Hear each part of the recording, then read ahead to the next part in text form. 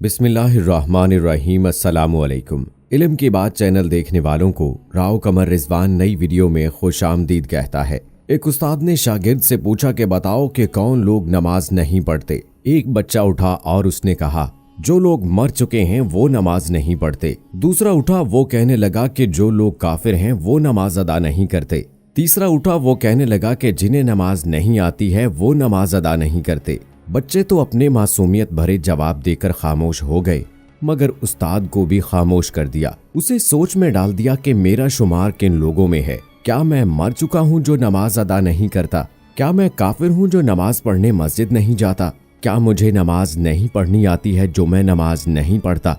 लेकिन ये सोच भी उसके अंदर आएगी जिसे अल्लाह रब्बुल इज्जत तौफीक देगा। आज लोग मजलिस में बैठे होते हैं, इधर से मुअज्जिन की आवाज बुलंद होती है, हय्या अलस सलाह, नमाज की तरफ आओ, हय्या अलल फलाह, फलाह की तरफ आओ। वो दिन में 5-5 मर्तबा सदा बुलंद करता है कि चले आओ कामयाबी की तरफ। लोग कामयाबी का निशान पाने के लिए सरगर्दां रहे, जमाने भर की ठोकरें खाते रहे, और अल्लाह जो मुसलसल पैगाम भिजवाता रहा कि ये कामयाबी है, इसकी जानिब आओ, उस पर किसी ने ध्यान नहीं दिया। जब इस गफलत का, इस बेतवज्जही का गिला करो तो आज का नौजवान कहता है कि आज के मॉडर्न दौर में दीन पर चलना बहुत मुश्किल हो गया है।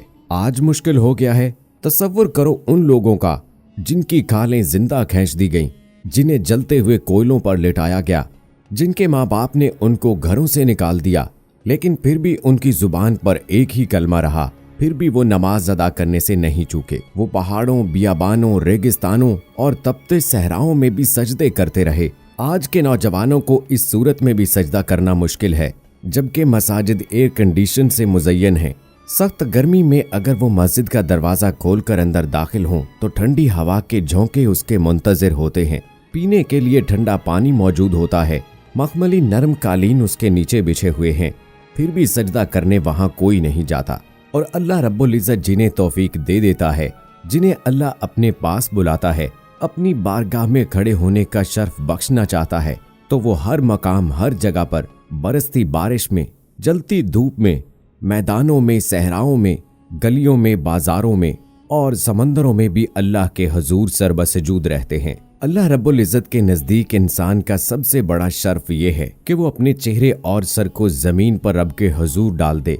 सजदे में इंसान का नाक और पेशानी जमीन पर रगड़ती है और उसका वजूद उस हस्ती के सामने ढह पड़ता है जिसने उसे सब कुछ अता कर रखा है। यही सबब है कि इंसान रब के हुजूर सजदे की हालत में अल्लाह के सबसे ज्यादा करीब होता है। लेकिन जब अल्लाह नाराज हो जाता है तो वो रिज्क नहीं छीनता, ना ही इस दुनिया को अपने बंदे पर तंग कर देता है, ना सूरज को हुक्म देता है कि फलां मेरा नाफरमान है, उसके घर के आंगन में किरने मत बखेरना, बल्कि जब अल्लाह नाराज होता है तो वो सजदे की तौफीक छीन लेता है। और ये बहुत बड़ी फिक्र की बात है कि आखिर अल्लाह क्यों अपने सामने खड़े रखना नहीं चाहता। जरूर उस इंसान से कोई बड़ा गुनाह सरजद हो जाता है, उसे उस खता का पता तक नहीं चलता या एहसास नहीं होता। जब इंसान का ज़मीर मुर्दा हो जाए तो उसे किसी बात का एहसास तक नहीं रहता।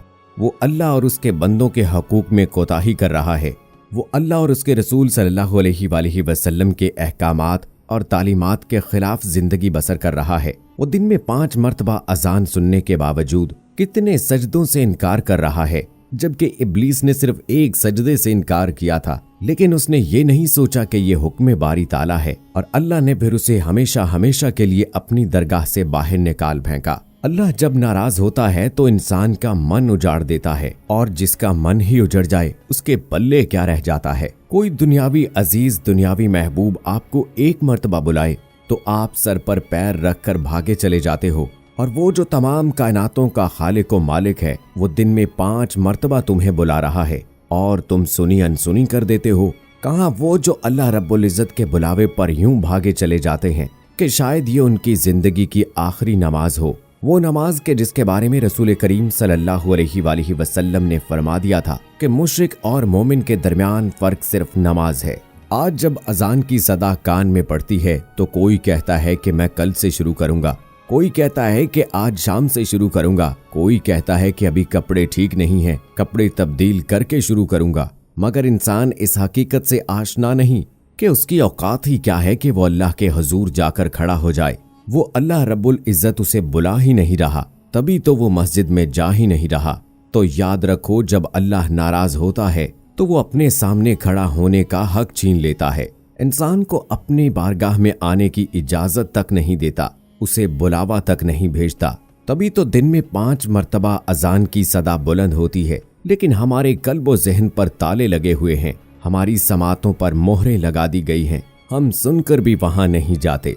और वो जो अल्लाह के महबूब हैं, हर हालत में, हर जगह पर, किसी भी मकाम पर हों, नमाज अदा करने से नहीं चूकते हैं। जरा सोचो, हमारा रब हमसे नाराज ही तो है कि उसने पूरी उम्मत मुसलमा पर अपने घर के दरवाजे बंद कर छोड़े।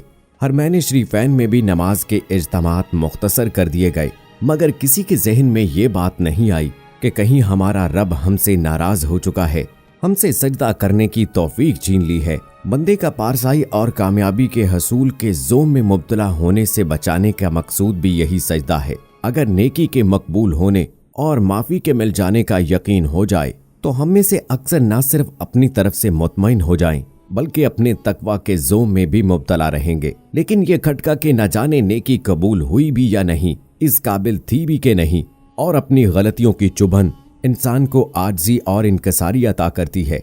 वो अल्लाह करीम से बेनियाज होकर रुख नहीं फेरता और ना वो बंदों के आगे जगह जगह पर अपना सर झुकाता है। यही वो नमाज का नुक्ता था कि जिसकी वजह से अल्लाह ने कुरान मजीद में 12 नमाज की अदायगी का हुक्म दिया।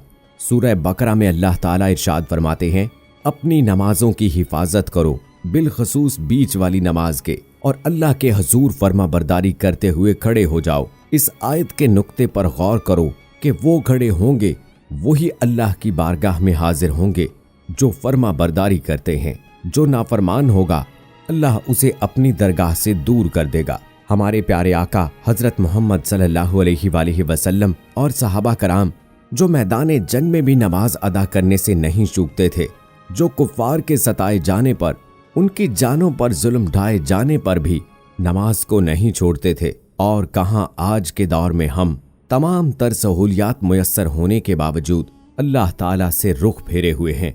शायद ये दुनिया इसीलिए कायम है कि आज भी गनीमत है कि कुछ लोग हर हालत में, हर जगह पर अल्लाह के हजूर सरबसजूद होने से गाफिल नहीं रहते। वो इस उम्मीद पर बार बार नमाज अदा करते हैं कि क्या खबर हमारा रब इस नन्हे से अमल से ही राजी हो जाए। तो यही वो वक्त है कि जब अल्लाह के सामने गिड़गिड़ाकर उसे मना लो, अपने रब को राजी कर लो, अस्तगफार कर लो। वो हमारा रब्बे करीम तो माफी मांगने को भी पसंद करता है और फौरन माफ भी फरमा देता है। तो हाथ उठाइए और दुआ कीजिए कि ऐ हमारे रब, हमसे इतना नाराज ना हो जाना कि हमसे सजदों की तौफीक छीन लेना, अपने घर के दरवाजे हम पर बंद न करना। हम चाहे जितने भी गुनाहगार हैं, जितने भी नाफरमान हैं, तेरे महबूब के उम्मती हैं। अपने महबूब की उम्मत पर अपने घर के दरवाजे खोल दे, पूरी उम्मत मुसलमा को मुत्तहिद कर दे, हम पर अपनी रहमतें नाजिल फरमा। हमसे जो खताएं लग्ज़िशें हुई हैं उन्हें माफ कर दे। ऐ मेरे अल्लाह, हम बहुत गुनाहगार हैं और तू बहुत मेहरबान और निहायत रहम करने वाला है। ऐ मेरे मौला, हमारी तमाम लग्ज़िशों खताओं को माफ फरमा दे। आमीन सुम्मा आमीन। दोस्तों, कमेंट बॉक्स में आमीन लिखकर आप भी हमारी दुआ का हिस्सा बन जाइए। और अगर वीडियो पसंद आई है तो इस वीडियो को लाइक करके अपने दोस्तों के साथ शेयर भी कर दीजिए। और इसी के साथ दोस्तों, मुझे अगली वीडियो तक इजाजत दीजिए। फी अमानिल्लाह।